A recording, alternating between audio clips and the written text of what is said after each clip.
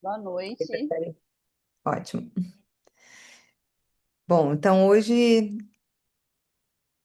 a gente vai ter essa super aula que foi super programada pela Sara. Ela vai falar sobre a terapia de infusão dopaminérgica, um assunto do qual eu fiquei muito contente. Falei até para ela, me passa tudo, eu quero ter muito conhecimento sobre isso, porque acho que não é uma coisa usual para todos nós, né, na prática, pelo menos não para mim. Então, eu achei a proposta super interessante dela trazer isso, tirar nossas dúvidas e nos acrescentar aí com todo o conhecimento que ela tem. Pode ir lá, Sara, manda ver. Vamos lá, vamos começar falando sobre as terapias de infusão dopaminérgica. Eu sou a doutora Sara Martinelli, eu sou neurologista, eu sou formada pela UERJ, né, Hospital Universitário Pedro Ernesto, área de atuação de estudos do movimento, e eu não tenho nenhum conflito de interesse para declarar. O roteiro da aula, eu vou apresentar aqui para vocês. Primeiro, a gente vai entender o problema das flutuações motoras e as discinesias na doença de Parkinson. Depois a gente vai entrar no tema principal, que são as terapias de infusão dopaminérgica, atuais terapias existentes no mundo e a disponibilidade no Brasil. Depois a gente vai para a conclusão. Bom, passando aqui rapidamente, eu sei que isso aqui é um conceito que está bem estabelecido para todo mundo. A fisiopatologia da doença de Parkinson ocorre devido à perda de neurônios dopaminérgicos níveis creatais na substância negra, lá no mesencéfalo. É uma doença neurodegenerativa, progressiva. A apresentação clínica, também bastante conhecida para a gente que atua no estudo do movimento, bradicinesia, tremor de repouso, rigidez e marcha alterada. O asterisco na marcha alterada é para nos lembrar que não é critério obrigatório no momento do diagnóstico, mas é uma apresentação clínica bem marcada no paciente parkinsoniano, então eu preferi deixar. E eu vou começar aqui apresentando alguns conceitos. O primeiro deles é o seguinte: nos primeiros anos da doença, os neurônios dopaminérgicos preservados mantêm a capacidade de converter, armazenar e liberar dopamina de maneira tônica. Isso é muito importante, essa palavra. De modo que a concentração de dopamina ela é preservada na fenda sináptica. À medida que a doença avança, existe perda das terminações nervosas níveis striatais e elas tornam-se graves, o que diminui a capacidade de armazenamento dos neurônios neurotransmissores e os níveis de dopamina no sistema nervoso central passam a oscilar. Bom, existe também a questão do esvaziamento gástrico irregular e a absorção jejunal variável, que contribui para a oscilação dos níveis plasmáticos de levodopa e, consequente, também para a variação da concentração de dopamina. Essa é uma foto muito clássica que a gente, do artigo, que a gente vê em várias apresentações, como a foto do comprimido ali na mucosa gastrointestinal que ainda não foi absorvido, né? Então, aqui a gente tem como se fosse um grande panorama em relação ao nosso problema, a parte da fisiopatologia, da discinesia, das flutuações motoras. A gente tem a tomada da lobotomia oral, absorção intestinal irregular, e na fase inicial a gente ainda consegue preservar uma estimulação tônica dos neurônios dopaminérgicos, mas à medida que a doença avança, a gente apresenta um estímulo pulsátil.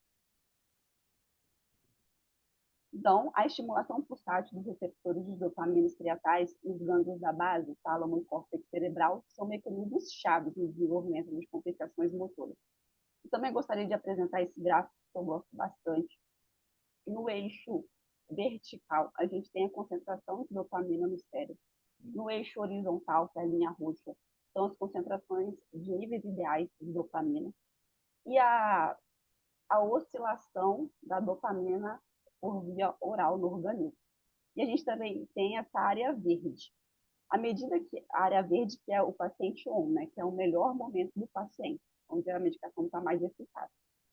À medida que a doença avança, essa área verde ela vai ficando estreita. E isso é muito importante para a gente entender, porque no pico de dose ocorre a discinesia. Aí, à medida que a concentração vai diminuindo, existe a deterioração da dose, que ocorre o fenômeno do wearing off. O paciente toma a medicação, e ocorre o deleion, que é esse atraso do paciente voltar nessa área aí verde, que é no ON, né, que é o melhor efeito da medicação. Então, aqui a gente consegue delinear, né, bem o problema. A gente tem o deleion, o wearing-off, as discinesias, e a gente tem todo um problema relacionado a essa questão da estimulação tônica e pulsátil nos neurônios dopaminérgicos. E a gente levanta a seguinte pergunta, né? Então, como manter estimulação dopaminérgica contínua e evitar discinesias e complicações motoras? Eu acho que hoje essa aqui é a grande resposta que a gente está buscando. As terapias de infusão dopaminérgica veio para ter uma resposta a esse problema. Por quê? O que a gente tem em relação a isso? 3 pontos importantes. Níveis plasmáticos constantes de levodopa ou de apomorfina, né, que a gente vai mostrar por quê, que minimizam eventos adversos da politerapia e melhoram a adesão ao tratamento, reduzem a hipersensibilidade dopaminérgica e os mecanismos cardinais subjacentes à fisiopatologia das complicações motoras e de cinesia que a gente explicou, e também as terapias de infusão contornam o problema relacionado à absorção intestinal irregular, variável da levodopa oral. E aqui no gráfico embaixo a gente consegue ver exatamente isso, né? Antes a gente tinha uma liberação tônica, depois essa liberação aí variável em relação ao levodopa oral, e nas terapias de infusão contínua, a gente consegue manter essa linha laranja aí também mais reta, mais estável e deixar o paciente dentro da janela terapêutica. Então, agora a gente vai falar um pouco mais sobre as terapias de infusão dopaminérgica disponíveis ao redor do mundo. Vamos dar uma pincelada ali em cada uma delas. A gente vai começar falando sobre a infusão subcutânea contínua de apomorfina. Lembrando, eu vou ler aqui todas agora. Existe infusão subcutânea contínua de apomorfina, infusão de gel intestinal de levodopa-carbidopa, a infusão de gel intestinal de levodopa, entacapone e carbidopa e a infusão subcutânea contínua de levodopa e carbidopa. Mas primeiro a gente vai começar com a infusão subcutânea contínua de apomorfina. Bom, o cloridrato de apomorfina é um agonista dopaminérgico, né? E tem uma eficácia semelhante à levodopa, pois ela atua nos receptores D1 e D2. Possui efeitos mais rápidos e de menor duração. E ali acabou ganhando uma característica notável, se tornou-se útil como terapia de resgate para fenômenos hand-off, que é quando o paciente entra de repente no off. Agora, sobre a infusão de gel intestinal de levodopa-carbidopa, é uma terapia que consiste em uma infusão de suspensão de gel de levodopa e carbidopa via gastrointestinal. É um pouco mais invasiva, precisa ter instalação através o catéter, né, através da gastrostomia endoscópica percutânea com extensão vaginal. Ele é titulado pela bomba que fica aí acoplada, mas solta, né, junto ao paciente.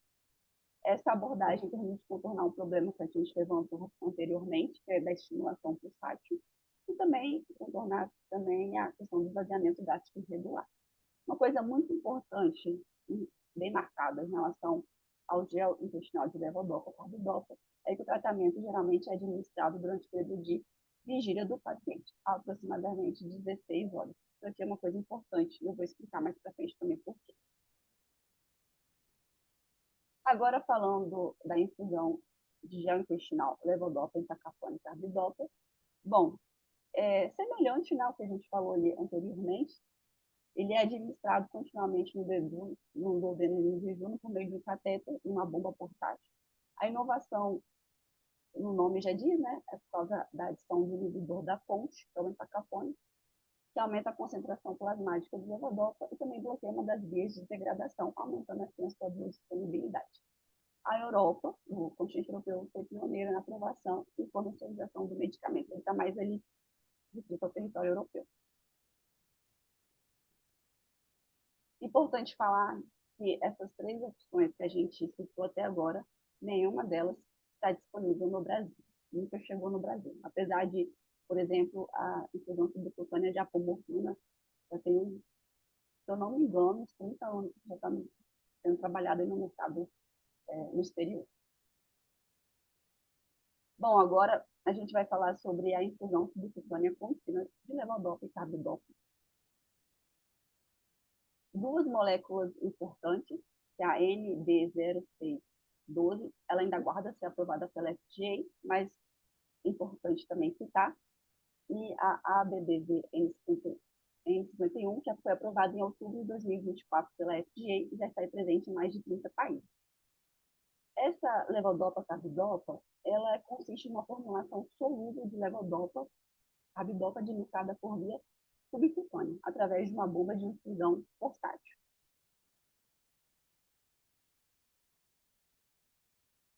Bom, como eu disse, é uma formulação solúvel, o que permite ela ser solúvel é exatamente esse íon fosfato aí que foi adicionado à levodopa e à carbidopa. E é um pró-fármaco, isso é muito importante a gente destacar. Ele é um pró-fármaco, que vai ser metabolizado e depois transformado em levodopa e carbidopa.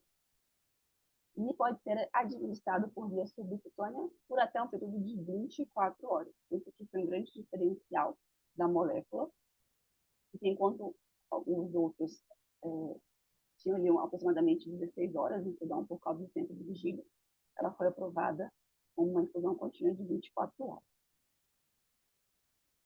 E ela tem vários benefícios, eu vou citar aqui alguns deles. Em 30% aproximadamente pode ser usada como monoterapia. Melhora a questão da discinesia. Relatado melhora da qualidade de vida. E devido a essa infusão de 24 horas, um diferencial da levodopa pós-carbidopa é também melhorar a questão da acinesia matinal, que é uma queixa muito comum entre os pacientes com doença de Parkinson. Para a gente conseguir entregar todos os benefícios da molécula, o importante é o perfil de seleção.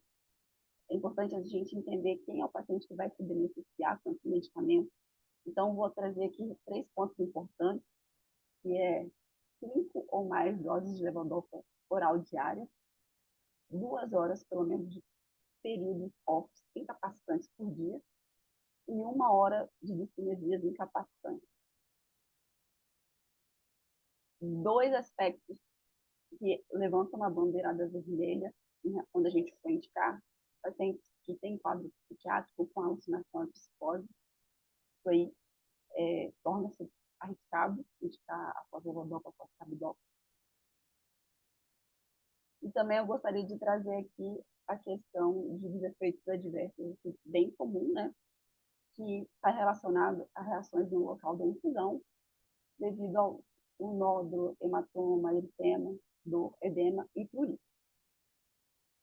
Mas também é importante dizer que existem maneiras de mitigar, minimizar esses efeitos adversos em relação à orientação à higiene. O que é importante essa figura também, você vê, você abre o case e você vê ali dentro a seringa, a solução solúvel, aí tem essa pochete, né, que o paciente guarda e fica, eu nunca vi, tá, gente, pessoalmente, mas aí tem esse cateter que o paciente ele acopla assim no abdômen. E para só não deixar passar, eu acho que é importante a gente dar uma pincelada em relação aos sintomas não motores. Isso aqui é uma tabela que fala sobre terapias avançadas em relação à doença de Parkinson, mas eu gostaria, só para não deixar passar, porque eu acredito que também sintomas não motores é muito importante. Bom, em relação à foslevodopa, pós-carbidopa, existem potenciais benefícios, mas nada ainda muito claro. E o gel de levodopa, carbidopa intestinal com a capose melhorou o sono, melhorou o humor.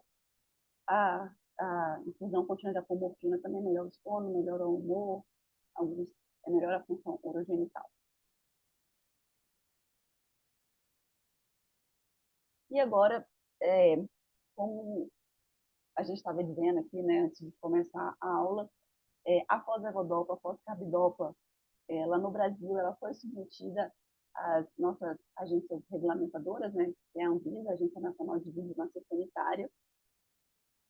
E a aula já estava marcada, mas hoje a gente recebe um presente, que é uma notícia muito boa, que a foscarbidopa, a foslevodopa, através da marca Tyler, né, ela recebeu o selo de aprovação aqui no Brasil. E isso é muito importante. Eu gostaria de destacar isso, porque quebra aí um jejum, como eu disse, de mais de 30 anos, da ausência sentida dessa, dessa opção terapêutica aqui no Brasil. Então, eu acredito que a gente está aí vivendo um marco, assim, um novo tempo para poder oferecer mais terapias avançadas para o paciente com Parkinson. E também eu gostaria de destacar que é uma comemoração para toda a comunidade que trata aí com os pacientes com doença de Parkinson, tanto médicos, pacientes, cuidadores, familiares. Eu acho que hoje é um dia que todo mundo pode comemorar. E algo muito importante também, que nós estamos aqui numa webinar para especialistas em estudo do movimento, existe a prerrogativa que a Violet deve ser prescrita por neurologistas com experiência no tratamento de doenças de pacientes com doença de Parkinson. Então, assim, é um momento também que valoriza a sua especialidade. Eu acredito também, aproveitando o webinar, aproveitando todo mundo que está ouvindo, é um momento que a gente tem que se unir e eu acho que a gente tem que se encontrar mais, porque temos que dominar a prescrição. Nós vamos ser o guia dos nossos pacientes para eles serem orientados em relação ao manuseio da droga intradomiciliar. Então, a maneira como que o paciente vai armazenar situações assim, de orientação, a gente vai ter que orientar ele como que ele vai armazenar, temperatura, em relação a como ele vai repor a seringa, titulação, velocidade de infusão. Então, como existe já essa prerrogativa que os neurologistas com experiência no tratamento de Parkinson vão ter, é, vão ser, vão ter essa exclusividade na prescrição, eu acho que é importante a gente se unir e mostrar essa inclinação também, interesse de nós sermos treinados para passarmos uma melhor informação para os nossos pacientes. E chegando assim ao fim da nossa aula, eu gostaria de fechar 3 pontos importantes, né? A mensagem que a gente vai levar para casa, que os níveis plasmáticos flutuantes de levodopa levam à estimulação pulsátil das vias dos glândulos da base, foi o problema que a gente levantou, resultando em picos de padrões doses dependentes durante o dia, bem como estados dopaminérgicos à noite. Em comparação com a levodopa oral, a administração contínua de dopamina estimula o cérebro de uma forma que se assemelha à liberação tônica natural. E as terapias de infusão demonstrou reduzir as complicações motoras e estudos aí que são mais que comprovado o benefício desse tipo de terapia. E recentemente, né, a infusão subcutânea de pós-levodopa pós-carbidopa surgiu como uma nova opção terapêutica. Hoje foi aprovada pela nossa agência regulatória no Brasil e ela deve ser prescrita por neurologistas especialistas em distúrbios do movimento. Eu gostaria de agradecer a oportunidade da ABN Rio de Janeiro pelo espaço. Estou muito feliz de trazer esse tema que eu gosto muito. E agora a gente está aqui para conversar, né? E também aqui são as referências dos artigos que eu usei. E também gostaria de deixar o meu contato, que eu estou super aberta. A gente está no Instagram, no e-mail, quem quiser conversar, falar alguma coisa, trocar ideia, vamos embora. Sara, foi muito boa a apresentação. Eu tenho uma pergunta para te fazer. A terapia de infusão, né, ela chega para trazer mais comodidade para esse paciente. Isso ainda não é uma realidade ainda no Brasil. Com essa liberação, você acredita que isso possa estar no nosso meio em quanto tempo, assim? A que É, ponto que isso vai se tornar viável pelo SUS e como você acha que é o melhor critério? Vai ser sempre um paciente do Parkinson avançado? muitas perguntas. Vamos por partes. Olha, de fato, assim, né? O primeiro passo é a liberação da Anvisa, aí depois vem a comercialização, aí já é uma outra coisa que a gente também depende aí de como que a indústria, né, que vende vai trazer a precificação, como que eles vão apresentar isso para nós médicos, né, e também para a gente poder passar isso para o paciente. Aí, então, essa parte de comercialização eu não consigo entrar em detalhes. Aí, ainda quando vai para a parte do SUS, aí que eu não tenho essa resposta mesmo, acho que é muito precoce. A gente tem hoje, né, a levodopa oral de graça, que mas em vários países não tem, então ainda a gente está caminhando Olha, eu acredito que medicamentos de alto custo, eles precisam de ter, a gente precisa trazer para junto da gente a comunidade, né, os pacientes, porque eles precisam também estar junto para lutar, para entender, para mostrar a importância dessas conquistas para eles, como isso faz a diferença na vida deles. E nós, como médicos, a gente tem que estar junto, apoiando a comunidade e mostrando também, claro, com a nossa evidência científica, isso é muito importante também que eu gostaria de falar, mostrar que a gente não está, isso aqui não é uma medicação experimental, é uma medicação que tem evidência científica e que veio para responder uma pergunta que há muito tempo a gente estava buscando. Então, acho que é uma união para a gente conseguir, aí a palavra não é pressionar, mas mostrar para o SUS, mostrar para as instituições públicas a importância das medicações para os pacientes com Parkinson avançado. E sim, a princípio, ela foi liberada para paciente com doença avançada. Tá. Alguém tem alguma pergunta? Eu tenho. Boa noite. Boa Oi, noite, Monique. Monique. Boa noite a todos. Meus parabéns, Sara. A aula foi maravilhosa. Foi muito didática, perfeita. Mas eu tenho uma dúvida. Eu queria saber, assim, qual seria o papel dessas terapias e o DBS? De alguma forma retarda, contraindica, usa junto? Como é que faz? Não, então, Obrigada, gente, desde já. o DBS, né, ela é a cirurgia para a cirurgia para o paciente com Parkinson, né? As duas são terapias avançadas. Na realidade, é, uma discussão não exclui a outra. No exterior, que já tem essas duas terapias, alguns pacientes, em situações específicas, às vezes até eles têm tanto a terapia de infusão quanto a cirurgia. Então, assim, a, essa discussão da cirurgia sempre vai estar em pauta junto com o paciente. Eu acho que isso é importante, a gente trazer isso, todas as opções terapêuticas. Mas a importância da infusão contínua é porque são para pacientes que não têm condições de ir para o centro cirúrgico, né? Então, porque a própria DBS tem várias contraindicações intrínsecas da cirurgia, anestesia, paciente cardiopata, algumas outras situações, pacientes com problemas de memória. Então, aí eu acho que a terapia de infusão contínua ela tem um lugarzinho nesse tipo de perfil de paciente, pacientes que têm a cirurgia contraindicada. Bom, a Carla colocou aqui no texto uma pergunta, né? Primeiro, ela quer parabenizar pela aula, a doutora Sara. E a pergunta da Carla é a seguinte: como você compara os resultados funcionais da infusão contínua de fosfocarbidopa e fosfolevodopa com a estimulação cerebral profunda em pacientes não elegíveis para cirurgia? Carla, E a outra pergunta que ela fala é se você acredita que o uso desse profármaco, como a fosfocarbidopa, pode abrir caminho para novas formulações de dopaminérgicos menos invasivas. Se você preferir ler, está na nossa mensagem. eu vou Não sei ler se porque fica mais fácil, também sou assim, prefiro ler para entender melhor.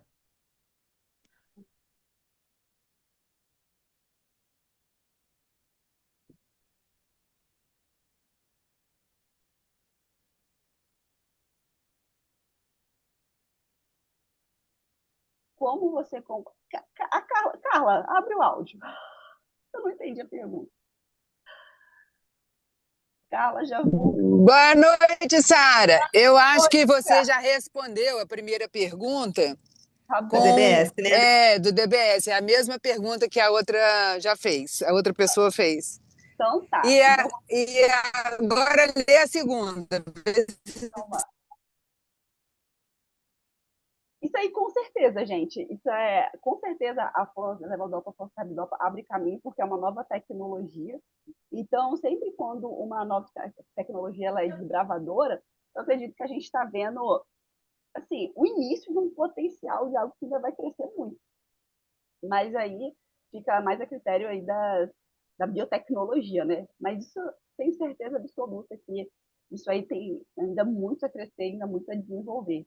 E eu até tenho uma visão assim otimista, sabe? Apesar de, como eu disse, né? A gente teve essa ausência aí sentida das terapias no Brasil durante mais de 30 anos. eu acho que a gente acabou inaugurando esse novo tempo com um ótimo fármaco. Eu acho que demorou tanto, mas quando veio com uma ótima opção e que ainda tem uma perspectiva de melhorar ainda mais.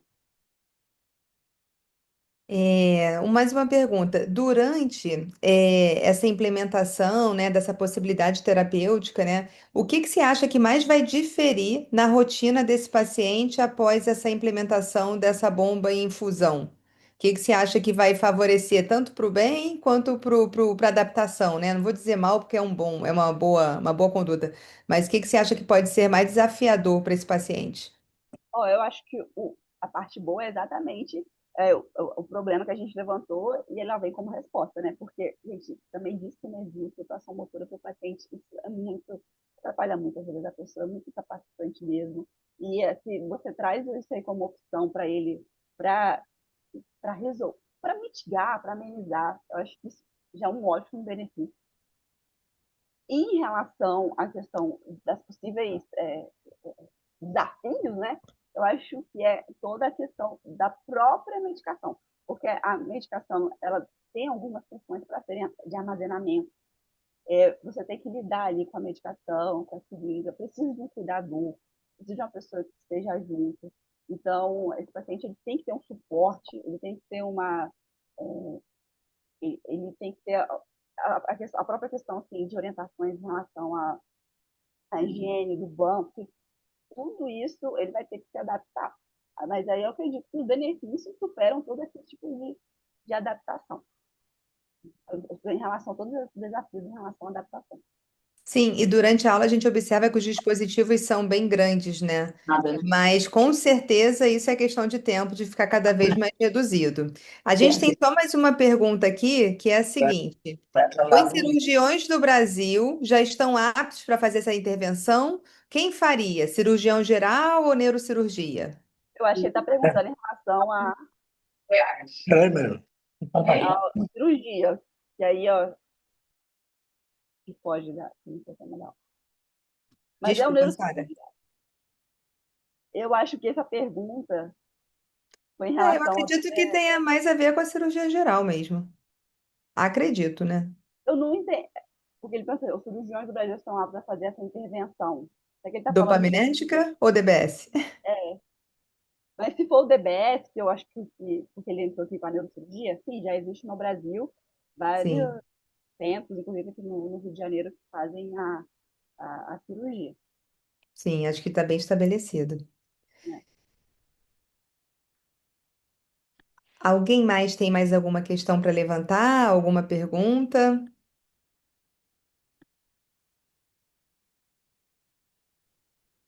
Então, eu gostaria, para terminar, de fazer mais uma pergunta. Será que Sim. deve ser muito difícil, Sara, nos primeiros dias, organizar a quantidade a dose que será suficiente para cada paciente? Como é que você vê isso? Então, eu já perguntei assim para o pessoal da indústria. Ó, parece, a medicação ela vem em ampola, tem que ser armazenada. E eu, a parte da comercialização, ela ainda acho que ela vai ser delineada melhor assim, para a gente também passar para os pacientes. Mas ela vem em ampola, e as ampolas elas vão sendo abertas, sacadas e vão colocando na seringa. Então, assim, essa parte, eu também confesso que eu acho que tem que ter uma pessoa assim, muito orientada ali junto com o paciente, porque não é fácil. A gente, às vezes, às vezes eu sou meio desafiada, eu me embolo ainda com umas ampolas, né? Imagina ali o paciente. Então, o paciente vai ter que ser muito bem orientado. Por isso, Carla, que ali no final eu enfatizei muito que esse é o momento dos especialistas Do subespecialista em distúrbio de movimento, né? Para exatamente tomar essa parte. tomar essa parte e o paciente vai ter que ser acompanhado de perto. Então, a gente tem que abraçar essa causa, porque a pós-levodopa, a pós-carbidopa, eu acho que, igual eu falei, eu tenho esperança. Eu acho que ela veio para quebrar um jejum aí, uma ausência sentida. E se bem orientado, o paciente, o cuidador também bem direcionado, eu acho que a gente consegue superar aí esses, essas desafios em relação ao armazenamento, à reposição, à infusão, velocidade. E até gostaria de falar que a colaboradora da indústria, ela falou assim que ela, do privado, né? Se você quiser entrar em contato, eu posso passar o contato dela para mostrar assim, né, o nosso interesse, a nossa inclinação de também nós sermos treinados para fazer esse treinamento para o Rio de Janeiro, para a gente poder ser capacitado e passar para o paciente. Parabéns novamente, Sara. Foi muito esclarecedora a sua palestra. Obrigada. Nada, não, amor. Parabéns, Sara. Quero agradecer aí pela excelente aula, tá? E acho que é que nem a bomba de insulina, né? Tá chegando agora, e a bomba de insulina antigamente os pacientes não têm nenhum. Era difícil ter paciente usando, hoje em dia tu vê bastante paciente já em uso, então acho que vai ser um futuro aí próximo aí pra gente poder usar aí nos nossos pacientes. Bom, então, se cessaram as perguntas, né? Eu acho que o encontro foi muito válido, pelo menos para mim, me esclareceu muitas questões. Acho que é uma realidade muito próxima e que a gente vai se beneficiar muito, tanto nós quanto os pacientes. Queria agradecer muito a Sara por toda a paciência da correria do dia a dia. A gente foi organizando esse encontro, eu achei que foi fantástico, tá? Fica aqui aberto o convite para quando você quiser retornar, trazer temas interessantes, eu acho que é super válido. Muito obrigada. Nada. Bom, então a gente vai encerrar por aqui. Boa noite, pessoal. Boa semana para nós. Boa noite.